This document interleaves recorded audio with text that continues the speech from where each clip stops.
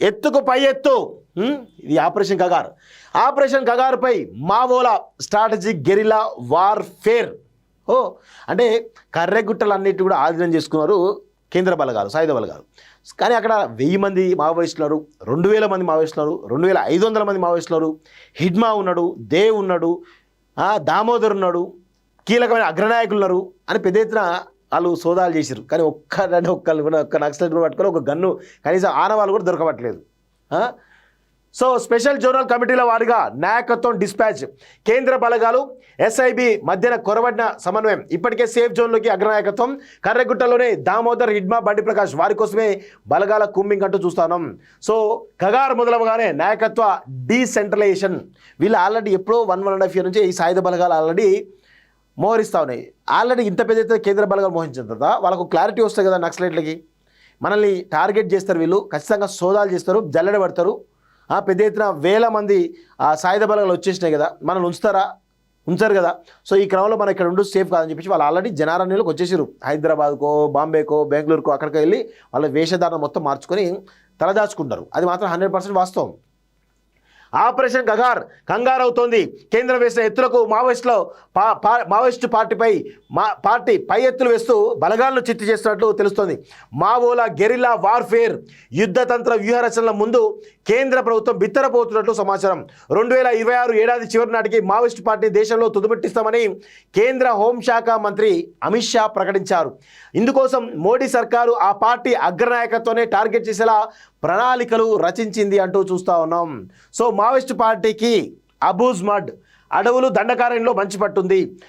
ఇక్కడే ఆ పార్టీకి సంబంధించినటువంటి కీలక నేతల షెల్టర్ తీసుకున్నట్లు కేంద్రం భావించింది. అందులో భాగంగానే ఆ ప్రాంతంలో ఉన్నటువంటి నాయకత్వం తుదిమించడం ద్వారా మావోయిస్టు పార్టీని కోలుకోలేని దెబ్బతీయాలని భావించింది. దీనికోసం పెద్ద ఎత్తున కేంద్ర బలగాలను అబూజ్ మడ్ అడవులు దండకారణ్యం వైపు తరలించింది. So BSF, CRPF, CISF, ITBP బలగాలు పంపించింది. వీరికి బస్తర్ ఫైటర్స్, డిఆర్జీ బలగాలు తోడుగా ఉంటున్నాయి. దాదాపు అడవుల్లో 7 లక్షల ఫోర్స్ యాక్టివ్గా పనిచేసడంతో మావోయిస్టు పార్టీ దాదాపుగా క్లీనప్ అవుతుందని కేంద్రం భావించింది. సో ఆ పార్టీ అగ్రనాయకత్వం మొత్తం కూడా తుడిచిపెట్టుగా అనుకుంది. కానీ ఏమైంది? ఒక్క నక్సలైట్ దొరికిందా? వాళ్ళు ఆల్రెడీ ఎక్కడికో బిస్తరి కట్టేసారు. వాళ్ళ వ్యూహరచనలో వాళ్ళు ఉన్నారు. మావోయిస్టుల కేంద్ర ప్రభుత్వం ఇంత పెద్ద వ్యూహం చేస్తుంటే మావోయిస్టులు తక్కువ, వాళ్ళకు కూడా వ్యూహాలు ఉంటాయి, ప్రతివ్యూహాలు అన్నీ ఉంటాయి. సో అది వాళ్ళు ఇంప్లిమెంట్ చేసుకున్నారు, అయిపోయింది.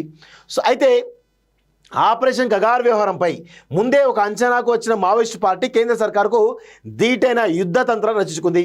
ఆ పార్టీకి సంబంధించిన కీలక నేతలు ఎవరు? కేంద్ర బలగాల చేతికి చిక్కకుండా పకడ్బందీ జాగ్రత్తలు తీసుకుంది. మావోయిస్టు పార్టీలో 2 అత్యంత కీలకమైన విభాగాలు ఉన్నాయి. వాటిలో ఒకటి పొలిట్ బ్యూరో, రెండోది central military commission. Polit bureau నిర్ణయాలు తీసుకుంటారు, దాన్ని సెంట్రల్ మిలిటరీ కమిషన్ అమలు చేస్తుంది. సో ఈ క్రమంలో పొలిట్ బ్యూరోలో మావోయిస్టు పార్టీ జాతీయ కార్యదర్శి నంబాల కేశవరావు, పొలిట్ బ్యూరోలో నంబాల కేశవరావు, అభయ్, మల్లోజుల వేణుగోపాలరావు, పుల్లూరు ప్రసాదరావు, చలం అలియా సుధాకర్, మల్లా రాజరెడ్డితో పాటు మరికొంతమంది ఉన్నట్టు తెలుస్తోంది. అయితే ఇటీవల బలగాలు కర్రగుట్టలో చుట్టుముడంతో వీరంతా సేఫ్ జోన్లోకి వెళ్ళినట్లు సమాచారం. అలాగే సెంట్రల్ మిలిటరీ కమిషన్ చీఫ్గా ఉన్నటువంటి దేవ్జీ ఉండగా సభ్యులుగా Katta Ramachandra Reddy alias Husendi, Tipparla Tirupati, Ganesh alias Sarayya, Modem Balakrishna alias Bhaskar, సాంబయ్యలు ఉన్నారు. వీరిలో సాంబయ్య కొన్నాళ్ళ క్రితమే అబూజ్ మడ్ నుంచి కేరళ, కర్ణాటక, తమిళనాడు ట్రై జంక్షన్ అడవులోకి వెళ్ళినట్లు సమాచారం అట. సో వీళ్ళు ఆల్రెడీ అక్కడికి వెళ్ళిపోవడం జరిగింది. 100% ఎక్కడికక్కడ అగ్రనేతలందరూ కూడా వెళ్ళిపోయారట. సో ఇక మధ్యప్రదేశ్, మహారాష్ట్ర, ఛత్తీస్గఢ్ సరిహద్దు స్పెషల్ జోనల్ కమిటీ ఇన్ఛార్జ్గా ఉన్నటువంటి కమలేష్ అలియాస్ రామకృష్ణ ప్రస్తుతం చాలా యాక్టివ్గా ఉన్నట్టు తెలుస్తుంది. ఇతను కూడా ప్రస్తుతం సేఫ్ జోన్లోకి వెళ్ళినట్టు తెలుస్తుంది. ఉన్నట్టు సమాచారం. ఒడిశా స్పెషల్ జోనల్ కమిటీకి ఆ రాష్ట్ర కార్యదర్శి మోడం బాలకృష్ణ బాధ్యతలు పనిచేస్తున్నట్టు తెలుస్తుంది. ఇతను కూడా చాలా రోజుల క్రితమే డీకే నుంచి వెళ్ళిపోయినట్టు సమాచారం. అలాగే Chhattisgarh special zonal committee, Maharashtra Chhattisgarh సరిహద్దు దండకార్య స్పెషల్ జోనల్ కమిటీ బాధ్యులు కూడా భద్రతా బలగాల కూంబింగ్ పరిధిని దాటి సేఫ్ జోన్లోకి వెళ్ళినట్లు సమాచారం. వీరితో పాటు ఛత్తీస్గఢ్, ఒడిశా సరిహద్దు కమిటీ బాధ్యులు కూడా ఇప్పటికే డీకేను దాటిపోయినట్లు తెలుస్తోంది. ఇక జార్ఖండ్కు ఒక స్పెషల్ జోనల్ కమిటీ ఉండగా దానికి ఇన్ఛార్జ్గా ఉన్నటువంటి మాంజీ ఇటీవల చనిపోయారు. బీహార్లో ఒక స్పెషల్ జోనల్ కమిటీ ఉండగా ప్రస్తుతం దీనికి ఇన్ఛార్జ్ కూడా సేఫ్ ప్లేస్లో ఉన్నట్లు సమాచారం. Bihar, Bengal, Odisha special zonal committee బాధ్యులు కూడా ఇప్పటికే అబూజ్మడ్ అడవుల నుంచి వెళ్ళిపోయినట్లు తెలుస్తోంది. కేంద్ర ప్రభుత్వ ఆపరేషన్ కగార్ మొదలుపెట్టగానే ముందు జాగ్రత్తలో భాగంగానే మావోయిస్ట్ పార్టీ అగ్రనాయకత్వంతో డీసెంట్రలైజ్ వెళ్ళిపోయినట్లు సమాచారం.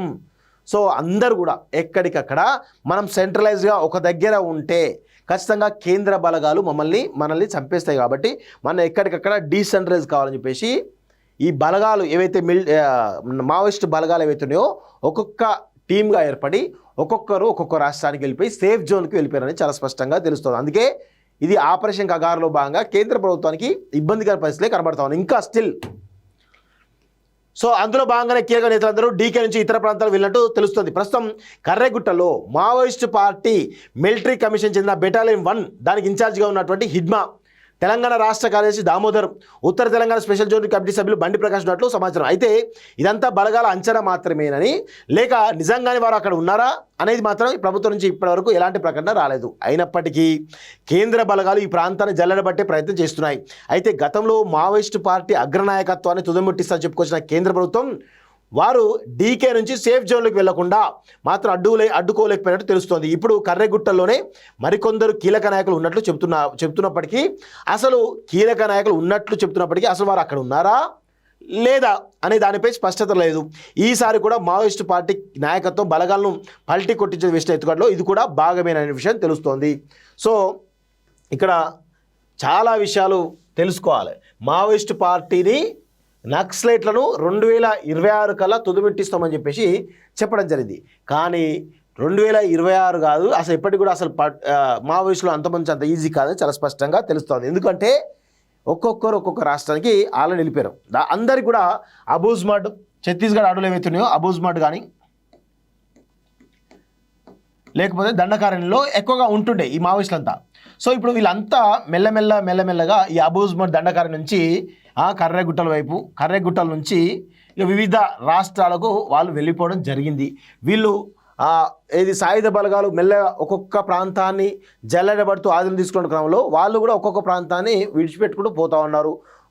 ఒక విభాగం ఏమో బీహార్ పోయిందట, ఒక విభాగం ఏమో ఒడిస్సా పోయిందట, ఒకటేమో జార్ఖండ్, ఇలా ఒకటేమో తెలంగాణకు, మధ్యప్రదేశ్కు, ఇలా మొత్తానికైతే ఎక్కడికక్కడ వాళ్ళు టీములుగా డీసెంట్రలైజ్ అయిపోయి వెళ్ళిపోవడం జరిగిందని చాలా స్పష్టంగా తెలుస్తూ ఉంది. సో ఇంకా వాళ్ళు కర్రెగుట్టలు మొత్తం కూడా సోదాలు చేస్తున్నప్పుడు కూడా ఒక నక్సలైట్ కానీ ఒక నక్సలైట్ల ఆనవాళ్ళు కానీ కేంద్ర ప్రభుత్వం ఇంతవరకు బయటికి చెప్పలేకపోయింది. సో అందుకే సవాల్గా మారిపోయింది. అంత ఈజీగా దొరకబడతారు అయితే నేనైతే అనుకోను. ఎందుకంటే వీళ్ళకు వ్యూహాలు ఉన్నప్పుడు వాళ్ళకు కూడా వ్యూహాలు ఉన్నాయి.